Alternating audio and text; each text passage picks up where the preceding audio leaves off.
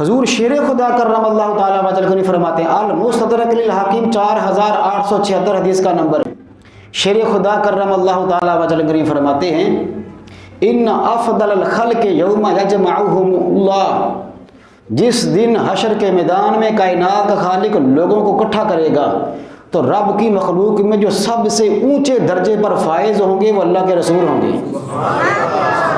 وَأَفْضَلَ النَّاسِ بَعْدَ الرُّسُلِ الشُّهَدَاء، اور حشر کے میدان میں انبیاء اور رسل کے بعد جن کے نور کا منبر سب سے اونچا ہوگا وہ شہداء ہوں گے۔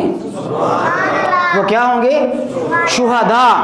اور پھر شیر خدا فرماتے ہیں وَإِنَّ أَفْضَلَ الشُّهَدَاءِ، ان انبیاء اور رسل کے بعد جو سب سے اونچے ممبروں پر بیٹھے شہداء ہیں، ان میں جو سب سے اونچے نور کے ممبر پر بیٹھا ہوگا وہ حضرت سیدنا امیر حمزہ رضی اللہ تعالیٰ عنہ۔